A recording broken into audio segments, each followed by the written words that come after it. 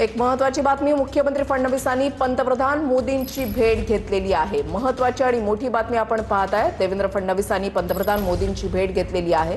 शहांसोबत त्यांची भेट झाली।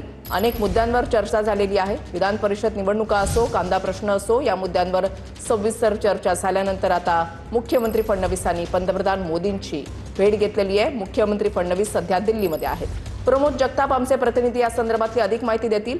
प्रमोद, फडणवीसांनी मोदींची भेट घेण्यामागचं काही कारण कळतंय का?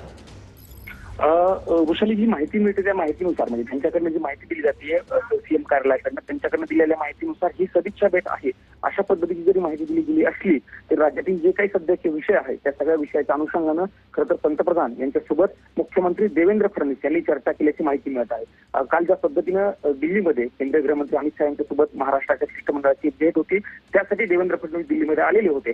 कालपासून त्यांनी गृहमंत्री असतील, त्यानंतर कृषी मंत्री असतील, या सगळ्यांच्यासोबत चर्चा केलेली होती आणि त्यानंतर आज सकाळी पंतप्रधान नरेंद्र मोदी यांचं जे निवासस्थान आहे 7 लोक कल्याण मार्ग, या ठिकाणी जाऊन पंतप्रधानांची भेट घेतलेली आहे। राज्यातील जे जे काही प्रकल्प आहेत, खास करून जे सुरू असलेले प्रकल्प आणि इतर जे मुद्दे आहेत त्या मुद्द्यांच्या अनुषंगानं पंतप्रधानांसोबत चर्चा झाली अशी माहिती मिळते। पण मुख्यमंत्री कार्यालयाकडनं सांगितलं गेलेलं आहे की ही सदिच्छा भेट होती, म्हणजे मुख्यमंत्री दिल्लीत आल्यानंतर कर्तसी भेट घेत असतात। कारण मागच्या काही दिवसापासून ऋषी जर सांगायला गेलं तर विविध राज्यांचे मुख्यमंत्री दिल्लीत आल्यानंतर पंतप्रधानांना भेटतात।